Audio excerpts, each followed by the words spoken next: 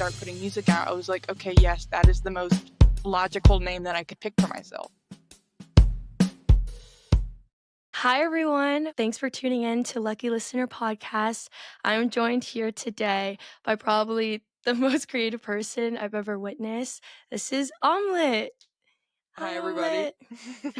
Okay, so I think people tuning in either know you from TikTok or they follow you already, and then some other people are here who want to discover you. So, can you give like a little intro about like who you are, the type of music you make, just a little, Okay, yeah. I'm Omlet. I basically am a jack of all trades, master of some, is what I like to call myself. Maybe not bad at everything, but I I'm a one-woman show and I do it all myself. I make generally indie pop. It kind of changes from project to project and further song to song, but it's all silly, it's all lyric based. And then further, I am really into like expanding my visual world and having everything be all connected to each other. So I not only make music, I do visuals, I do mixed media animation. I'm very into, the project as a whole, other like in addition to just the music. So that's basically me. Yay! And you really do a lot. Like, I promise if you take a look at Alma's TikTok, like, you will see just it looks insane. Thank you. I do wanna ask, why Omelet? It's a very cute name. Thank you. That is something I don't know because it's been a name that I've had with me for a long time. So every time that I meet someone, they're like, "Oh, that's the best stage name I've ever Mm. heard." It's like that's a good name, and it doesn't because when I picked it, it was so natural. It was like, "Oh yeah, that's of course that's what I'm gonna call myself." But then every time I meet someone, they're like, "That's so awesome." I'm like, "Oh, thank you."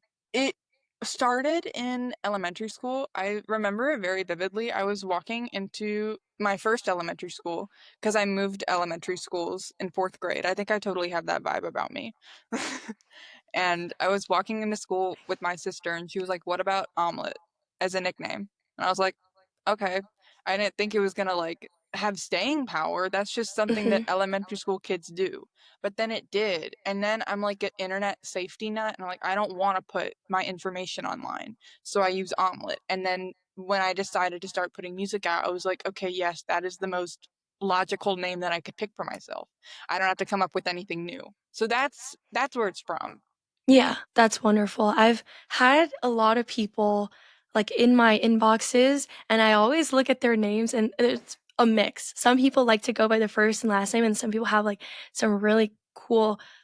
So I think someone, like, had their name, but they spelled it differently. And I was like, "Okay, Oh, that's a pretty simple way," but I Omelet's like that. cute. Shout out to your Thank you. sister for Yeah, planting that seed that is now your artistry. thanks.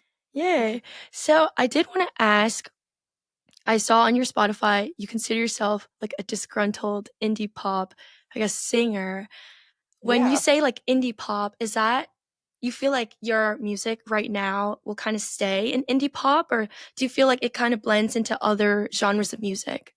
I think, I think indie and pop are both very broad genres because indie, technically, when it first, indie was just independent, but then it's kind Right? of come to represent a certain subsection of different genres because that's kind of the direction that lots of independents wanted to go into. Right. Um, and pop is probably like the broadest genre we have. Pop kind of plays in everything. It's always blank pop, not like blank country. Not everybody's doing country. Everybody loves pop and is inspired by pop. But so yes, I would say that it's going to stay in that range, but I also think that it's like there's on this album that I'm working on right now, there are a lot of genres in there that I think all live in the indie pop sphere Okay. generally, but they have their own names. Like there's a lot of dream pop and synth pop, but there's also like trip hop, but maybe stuff that's more acoustic and but also stuff that's more electronic. So like generally yes, but also no. I'm Mhm. always open to experimentation. That's what I really like about music and really any art form because you can do literally anything. Like there are no rules. With all of these with all of these genre markers, we've had to create new genre markers over time because there's always new stuff being invented that we have to give a name because people are drawn to it and want to give it a name. So, Yeah, yeah. I yes can and see no. that. I can see that. Is there maybe you can talk about either a new project or you can also talk about a prior project. What are you probably the most proud of so far in terms of you experimenting with your own music? This project that I'm working right now, I'm debating whether I should reveal that. I don't think I will yet. I think that's going Okay. to be a treat. But I'm working on an Okay. album. It's basically done. Like it's pretty much done. Summer release is highly, highly, highly likely. Because as I was telling you before we started, I not only took the time to write it, I wrote it for like a year. I was writing more than I ever had, and it was because when I started, I was really, really obsessed with the last album that I put out and the world that I had built there. So it was hard for me to crawl out of that, and I was writing a lot, and I hated a lot of it. But I kept writing, and then I ultimately found, excuse me, a space that I liked, and then I kept writing and it was all good. And then I was like, you know what? I want this to like sound nice. I don't want to just not mix it, not master it, and put it out into the world when I know that it could reach its full potential. So for like the past year, I've been teaching myself engineering. I'm mixing and mastering, and I feel like the songs that I kind of picked out to start with were some of the most difficult, so that's why it took me a long time, but I'm happy that I did it that way. But I'm proud of myself for that because that is objectively really difficult. And I forget that sometimes because I will get really frustrated when I make things and they don't sound quite right or something's wrong and my ears are developing faster than my technical skills. But like, no, that is difficult. So I should be happy that I'm doing it. Yeah. You kind of answered my next question, which also thank you for touching on your album. I think this is a really good teaser for it. I wanted to know in your creative process, what do you find is the most enjoyable and the least? And I guess you kind of answered the least, which is like your ears, kind of moving a bit faster than you I check. hate engineering so much. I hate doing it. But I have to. Like Mhm. it's sometimes I'll think, okay, maybe this is fun, this is cool, because I'll learn something, then I'll be able to apply it. And I'm like, wow, I can't believe I did that. 80% of the time, I hate it and it's awful because I'm just like, ugh, why can't this sound good? My favorite is writing. I started Mm.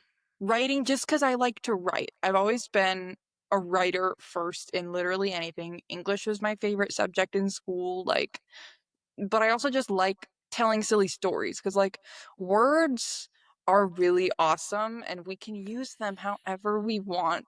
And I forget Mhm. that sometimes, especially with, like, literacy crises and AI, but Yeah, and I think that could be a totally on a completely other, like, subject or, like, topic to really dive into is, like, how now there's a lot of AI that's incorporated into song. I don't know if you've ever experimented with BandLab, but I know now you can actually pick out from, like, their AI generated, like, song base. So they'll give you, like, a track or something, and you just kinda listen to it and you build on top of it, which is, like it's cool, right? Because it's a tool, but it's also I don't know, some ideas are, I think, born just out of nowhere. So it kind of yes, is a bit different when you have a machine telling you like, "Oh, this is a track you can build on." yes. I don't know. My thought is because I started, I do all the production as well, and I started a lot being really reliant on like GarageBand loops. Mm, GarageBand loops are created by real people. Let's use those because they're awesome. I love yeah. GarageBand loops. I and Logic loops. I use them a lot. Yeah, and I think those are probably one of the most accessible ways to start music when you're at home and you have your little at-home studio and you're recording. So there is that like accessibility aspect that's actually really great about just using a loop. And I think anytime you actually do reach out to a musician, they'll send you like a little loop you can use. So Hmm. either way, it works out perfect. Um, so we talked a little bit at the beginning when you introduced yourself. You said that are you said jack of all trades? Master of some. Master of some. No, I think you're a jack of all trades. But Oh, I wanted thank to you. ask you more about like mixed media. And I wanted to ask, like, how did you find this creative outlet and how has it served your own pursuits? Like, I know you do mixed media for a lot of other artists. Like, how have you experimented with it within your own music as well? Well, I've stumbled across the art form. I was scrolling on TikTok, as one does, and I saw a tutorial for it while I was in the middle of creating a music video for my song Wet Jeans, which is like, as of now, the quintessential Omelette track. That's the one that when I play it for them, everybody likes that one. But I was so stuck with this music video, I didn't know what to do because I had all of these ideas, but I couldn't really categorize them or organize them. And I saw this and I was like, "Oh, this is fun. This is exactly what I've been trying to get out of this album cycle, the whole world I've been trying to build."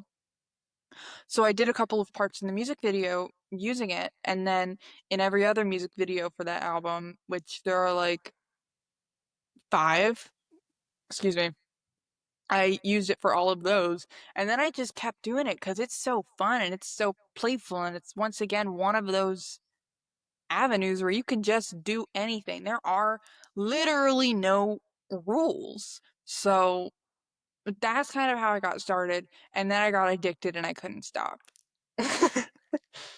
And now you have amazing art because of it. And it truly Thank is you. art. What do you think is like your favorite? I don't know, sometimes I see glitter, I see a lot of, like, craft paper. Is there, like, one specific medium that you're like, "Every music video, everything I create has to have this one component." Do you have I something like that? love glitter. I Okay, glitter. love glitter. Nice. Um, I love my oil pastels. I got a cheap Oh, set of oil pastels a couple of years ago, and I use them all the time, and they're not even close to being used up all the way. So I love how economical it is, but it's also fun. I love the texture. I think it something that I really like, and maybe this is a little bit specific and odd, between mm. every single like medium I use, specifically things that like have pigment in them, like a deep or medium blue pigment is always my favorite thing to use because it feels smoother than everything else. It's also my favorite Ooh, color, but that's just something I've noticed, like in colored pencils and oil pastels and all of these different mediums. The medium blue is always the smoothest. I don't know if wow. I've never looked it up. I don't know if there's like a science behind that and like the kind of pigments they use, but I think I can picture a medium blue, but right after this interview, I'm gonna actually go see what this medium blue that yeah, you're hyping up is. it's like kind of this medium blue, Oh, let me but see. kind of this as well. Ooh. It's like anything that looks like this Uh-huh. is extremely smooth. Oh, word. I love it. Um, Next question. Do you remember the aha moment that you had when you decided that, like, because you said you loved English or you love English and you enjoy writing. What was that aha moment when you decided, oh, I like to write? Oh, I like to make these songs. Oh, I like to play them. Now I want to produce them. Now I'm going to distribute them. So, what was that moment for you? So, like when I was growing up, I'm still quite young, so like, am I still growing up? Yes, but when I was quite little, music was not the first thing that I ever gravitated towards. I would say I was always very rhythmic. I liked to bang on things, but I was like an actor first, always. Like I did community theater Oh, in middle school and high school. I haven't done it in a couple years. I miss it, but music was never at the forefront. I just, for whatever reason, but I did always like going on GarageBand and just pressing buttons and seeing what I could make. I love GarageBand. I'm their number one fan. Um, and I remember one time I was on FaceTime with a friend and she was like, I gotta go do something real quick. I'll come back. And I was waiting and waiting and waiting. She never came back. But in that oh, time, like I've talked to her since. Like she didn't oh. die, but she just You said she never came back. I was like, oh, okay.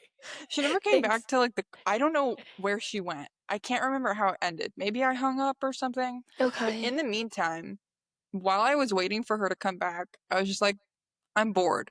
So I opened GarageBand and made Options, which is the first song on my first album, Ew Ah Ooh. That's when I made it. Wow. And then I just kept making them. Like I made a couple more in the coming days. And then over the course of 2 years, that was 2019. Over the course of 2 years, I had, what is it? I think 10 songs that I was like, what if I put them out? Because I knew nothing about it and I was not considering it as a career at all. Because they're stupid songs. But I was like, how do I distribute this stuff? Like, can I? And then I looked it up and I was like, wait, this is easy. I can put these on Spotify.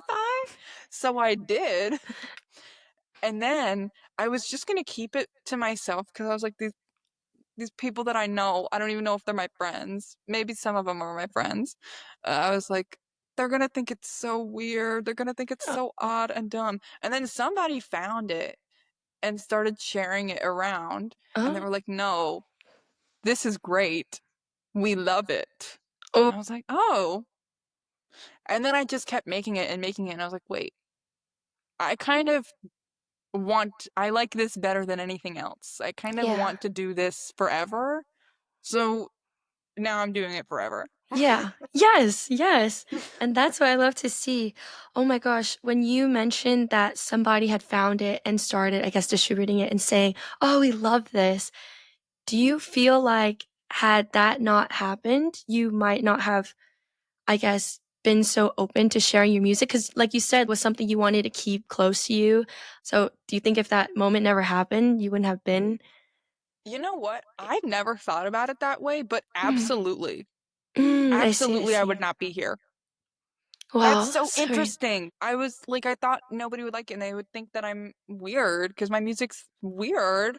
But like, there's always, I have to remember, there's always going to be somebody who likes it because I saw a video online, I don't know, a couple weeks, months ago, that really stuck out to me. And they were saying, your favorite song on your favorite album Yeah. is somebody's least favorite, and your least favorite is somebody's Oh, favorite. There's always going to be an audience, no matter how big, how small. It's going to be somebody's taste. You just have to find them. wow. I think for any small creator out there, that's probably like really great advice too for them to Yeah. take. So I'm it was your sister, now it's that rando that distributed your music. Like, wow, like we gotta give credit to these people, but Yeah. obviously Thanks, to you everybody. too. Yeah. You mentioned you're doing this full time, which is like so incredible, and I'm so happy for you that you're pursuing something that you are finding so much joy in. You did tell me you are no longer pursuing law. So you were in school for law or you were down that path. So what So happened? I just graduated with my undergrad in Yeah. criminology and sociology, which Okay. those were good majors. Those were fun. The thing about this whole law path, criminology path, it's very interesting to me. I just don't think I'm passionate about it like I should be if I Okay. wanted a career in it. Just the whole academia thing, I kind of just was like, I want to create. I don't like this schedule. I kind of just became disillusioned by it. So basically, my path was I did dual enrollment in high school, which I don't Okay. know if your schools offered it. I don't know how I think it is a pretty widespread program, but it's like you can do your junior and senior year at the local community college or something, and you can get your associate's degree. So I did that. And then I hit college. Go Gators. I'm a Gator at UF. And I was like, That was wait. cute. That's the chomp. And there's like a special way you have to do it with the right hand up and the left hand down, I think. Really? I was online. I didn't go to like Oh. orientation or anything, but I think that's what it is. Oh, well, Anyways, sorry. I'm an owl, so. that's a cool mascot though. That's a good one. At least it's not like a panther or a cougar. All Oh, of my mascots, elementary to high school, mhm. were cougars and panthers. Really? Okay. Yeah. That's a little boring, but sorry, you can Yeah. continue your story. So I started college and I was like, wait, I have to start thinking about law school because for a couple of years I was like, maybe I want to be a lawyer. Let's try that." And I was like, wait, I have to start thinking about law school and taking the Mm. LSAT and stuff because it's a pretty lengthy, I found out, process where you have to be preparing years ahead. But I had just started college, but then I had to also start thinking about it because I was going to graduate in 2 years. I was freaking out. So start studying for the LSAT and I become extremely depressed because I don't like what I'm doing and I feel so stuck. I've never felt more stuck and like unable to change my destiny. You know, I was like, I'm destined to be a lawyer. I don't want to do this. It's not fun. And then I take the test. I do okay on it. I only studied for a month and a half, which, according to people online, is a very short amount of time. People will spend months and months and months studying for it. I crammed it all in a month and a half. I did okay on it. And I was like, okay. I had a couple of other schools in mind, but I was like, okay, I might just take a gap year. Let me apply to UF Law and see what happens. I get waitlisted, and their waitlist I isn't see. ranked. So what I could have done is email them all the time to try and get myself, in the forefront of their mind so that they pick me. But I was like, you know what? I don't want to do this. Because another Um, thing that happened with the LSAT studying is I was deep in the trenches engineering this album that I'm working on. It was just last fall when all of this happened. And I was so obsessed with it that I had to quit it cold turkey for a month because wouldn't I wouldn't be able to focus on my LSAT if I was thinking about my music. I had to right. give it up. And I've never felt worse in my whole life. And when I got it back, I was like, wait, this is like a limb. I can't just stop doing this. I like this more than I like anything else on the planet. I should just keep pursuing this, right? And it's a thought that I've been having for a long time. But I was like, no, I need to like get a good career and like a money-making career and, Yeah. a stable career. Because that's like one of those things where if you go to law school, if you go to a top law school, like UF, I think they're like, no, I don't think they're T30 anymore. I think they dropped down actually. Oh, Um, okay. like you're gonna get a job. And when you're a musician full time and a freelance artist like I am, nothing's guaranteed. So I was afraid of that, but I was also afraid of like just being depressed forever. So I was like, you know what? I was already going to take a gap year anyway. Like I had been thinking about that. Let me just do this Yeah. and see what happens. Because I'm 19. There are a lot of people my age that are still in college trying to figure it all out. Let me give myself the grace to figure it all out. So that's where I'm at right now. I basically just said, see you later. I don't want to do this anymore. It's not for me. I want to create. And actually, I think it gave me a lot of opportunities because when I quit music, I had to have a creative outlet or I would go insane. So I started getting more serious about graphic design. I had been doing it, but I really put the pedal to the metal there. And I've gotten really, as soon as I made that decision, because it was actually quite recent, like mid-March, I was like, you know what? I'm still like 2 months ago. I was like, you know what? I'm ditching law school and I'm not going. Immediately after that happened, I started getting opportunities that I would have died for just a couple of months ago. Right. So I think that that's like confirmation that I'm where I need to be, and but also that I kind of had to have that moment of doubt and be like, am I in the right place? Because I needed that time to grow other skills. It was all very frustrating in the moment, but now reflecting on it, so necessary. Yeah.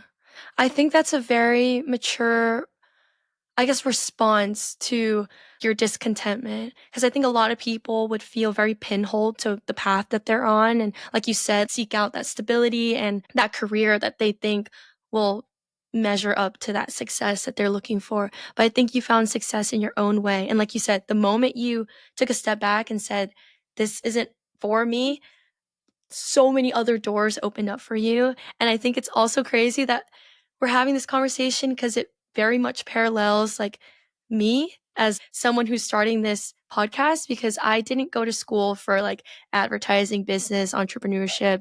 I went to school and studied sports medicine and exercise physiology. That's I cool. came into college wanting to be a physical therapist. And I also, this past year, my senior year, decided that I didn't want to follow through with something that didn't give me the same I guess, ignition of passion that doing this does, like music marketing and helping out other artists and promoting and doing a little bit of graphic design as well. So I'm really happy to hear that you've found this new, well, I guess not new, but you made a decision for yourself that ultimately your future self will be very happy with you for.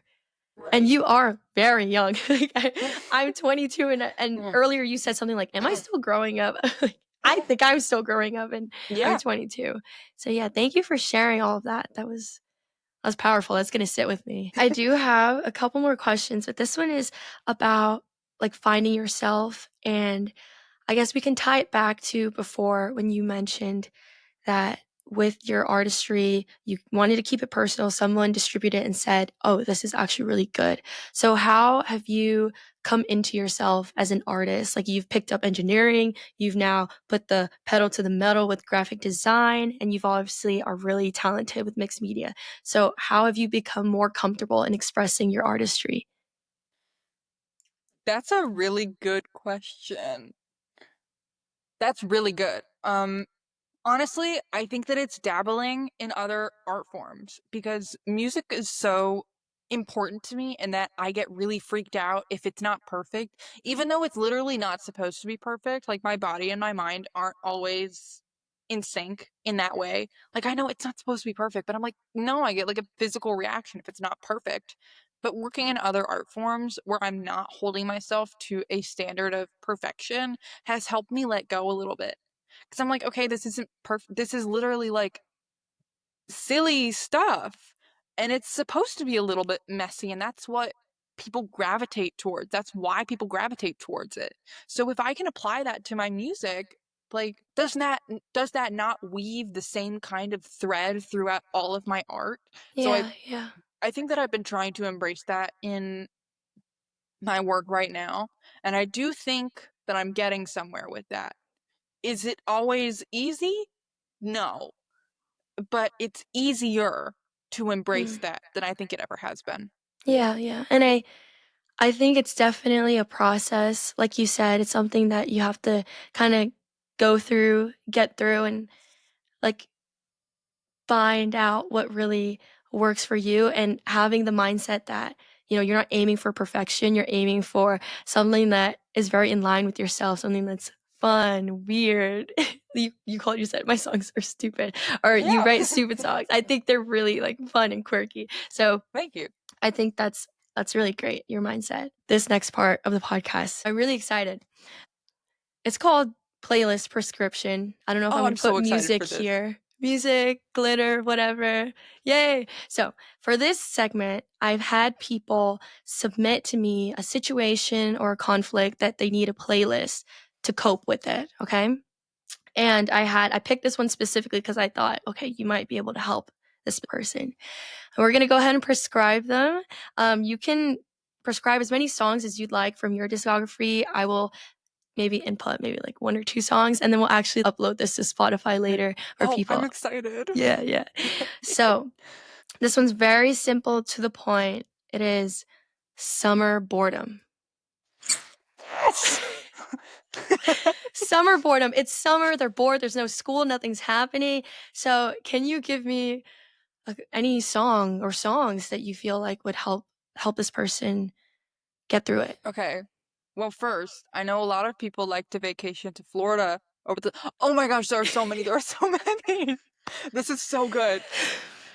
So, a lot of people like to vacation to Florida over the summer, and I think I have a couple of songs on my last album, It's a Bird, It's a Plane, It's Omelet, that are about summer in Florida. Ooh, First okay. being the song Florida at the end, the outro. I sing it to myself all the time. It's like whenever I'm in a new city that is mentioned in the song, I just sing a bunch of city names from Florida. Tallahassee, Sunrise, Bradenton, Orlando, Sarasota, Tampa. Now, if you've ever wanted to go to any of those cities, Yeah.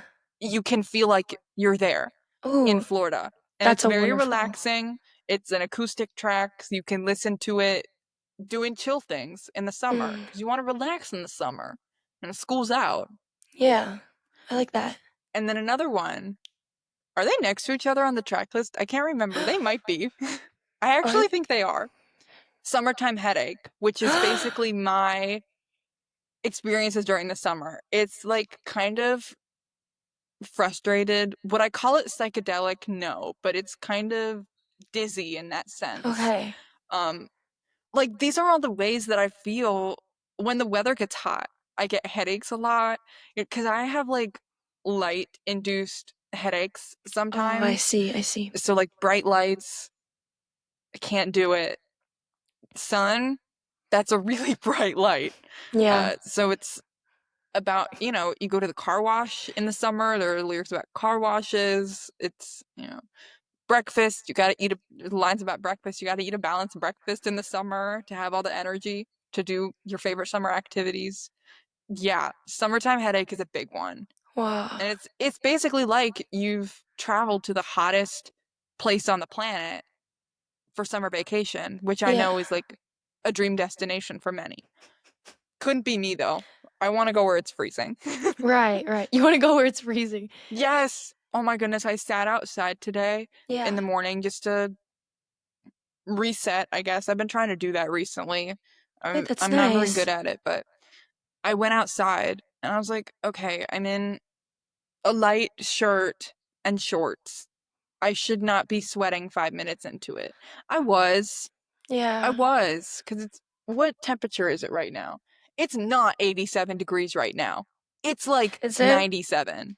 Yeah, that's what it 97? says on my phone. It says, oh, it just changed. It says it's 88 now, but that's totally wrong because it's like 90, it feels like 98. Feels like 98. Ugh. Yeah. It's It's May. it's 89 degrees where I am. I'm in Houston, so I mean that sun is Oh, blazing. yeah. It's giving Yeah. me good lighting, but it's blazing outside. Yeah, pretty much. Yeah. Okay, so we have Florida by Omelet You, Summertime Headache by You. I Let me have a see. couple. Do you have more or can I'm I? trying to think if there's one on Okay. my upcoming album that might be good. You know what? All of them are unreleased, but this one's gonna come out in like the next couple of months. It's called Oh, My Harpsichord, and it's my about harpsichord. Oh, my and it's harpsichord. about feeling free. And in the summer, you're not tied down to any of your obligations, so you can feel free.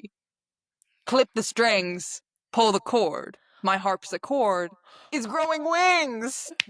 Wait, that was a bar. Thank you. No AI. That was beautiful. All me. All Harpsichord. natural. All natural. Wait, I love it. Okay, I have two. I wrote them down. I have. I'm not sure if you're familiar with Isha or Iesha. She writes a song called "Far Away." It's like I wanna go far away. I might have heard that. I Okay, might. so summer boredom. You want to go far away. So, and she also talks about going to a bunch of places and doing a bunch of things. So I was like, this might be perfect. Do you listen to the Backseat Lovers?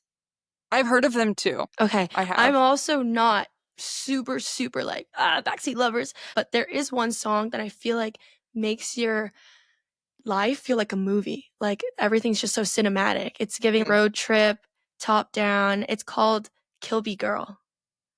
Aha. So maybe I'm putting you on with these Okay. songs, I'll go but listen to that. Yeah. yeah. Yeah. So I think that's a beautiful playlist. Do you Yeah. have any other songs that Okay. If are we're fit? recommending other artists, I was listening to a lot of Two Door Cinema Club last summer. Oh, Like, I'm not I familiar. can't tell just what you want.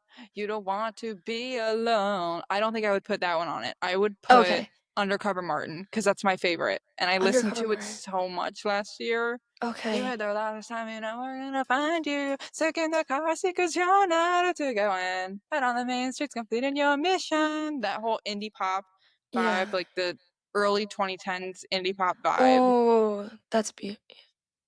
I have My to listen favorite. to that one. Is it a It's so band? good. Two Door Yes. Cinema. Okay. That's also a really cool name. That's a cool name. Yeah. Yay! We have 5 songs. This is perfect. Okay, that playlist will be uploaded so everyone watching can go check out our little playlist prescription. But I do have just a few very small questions before we end the interview. So I did want to ask, Is there a small artist out there that you feel like deserves a spotlight? Like, this is your moment to spotlight someone, you've been loving their music. Who is Yes, that person? I have a couple. First, I Go for found it. this band. I think they only have two songs out. They're Okay. called Pompeii. Once again, with like that cool indie pop. I know they have like a playlist on their Spotify that has a lot of, I could try and find it, has a lot of artists that I'm inspired by on it, that they are also inspired by, that I think, yeah, here it is. Okay, I'm Yeah, ready. I'm Empire of ready. the Sun, Naked and the Famous, Passion Pit, Foster the People, who is my Whoa. all-time favorite band. Like, everybody has an artist that they don't play about, and they're mine. LCD Sound System, M83, MGMT, Arcade Fire. That Whoa. is their vibe, but I think they lean even more disco than that. And Okay. disco is obviously so fun. So they're awesome. And Yeah. then Romero, who is a hip hop artist, he is really, he's so good at world building. That's like, aside from his music, my favorite thing about him because his aesthetics are always so fine-tuned. He has some new stuff coming this summer. Wink. Ooh. I won't say, I won't say anything else. Okay. Okay, He's cool though. wow. I'm happy that those sound like really great artists. I Yeah. You mentioned Empire of the Sun. I was like, they just played in Houston like 3 days ago. Really? I know. It was I mean, my I didn't go, my cousin went, and I was like her chauffeur, so I had to sit outside. But now I wish I was inside so I could have like really heard their music. Yeah. It's Yeah. good. It's good? Okay. Well, you did give a little bit of advice at the beginning, but I want you to also reiterate, like, what advice do you have for people who are interested in sharing their music and having, I guess, people that want to listen to it? Like, My first piece of advice is production, and it's like I think the smartest thing that I've done for myself in terms of my music. Don't buy a DAW at first, digital audio workstation. Don't buy one. GarageBand is just fine. mm, BandLab, I've never used it, but I do know that a lot of people have a lot of great success with it. But I'm speaking personally as someone who has used GarageBand and Logic.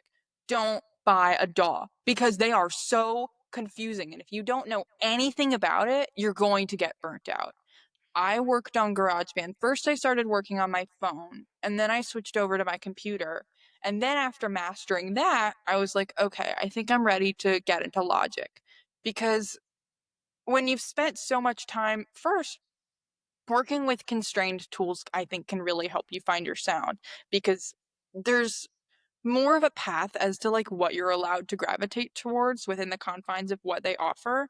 And then when you're used to creating with not a lot of tools, I think when you're now exposed to so many more tools, it makes you more appreciative of them.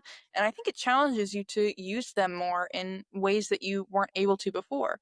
I just bought Logic like 2 months ago when I decided that I wanted to take this stuff seriously and I was really struggling with mastering, and I found out that they have a tool that helps with mastering. That cut off like months of my engineering time. But I was so happy to have it because it had so many tools like buses and sidechains that I wasn't getting before. And now I'm able to use them. And I'm not like a deer in headlights when I open that program for the first time. Because even after mastering GarageBand, I opened that program for the first time and I was like, this is tough. mm, But I figured it out because I already had some of the skills from before. So that's my first big tip. yeah. My other tip is just put the music out. Just put the music out. Because somebody is going to find it and somebody will enjoy it, whether it's one person or 1 million people. Somebody's going to find it and enjoy it and maybe give you their money because of it.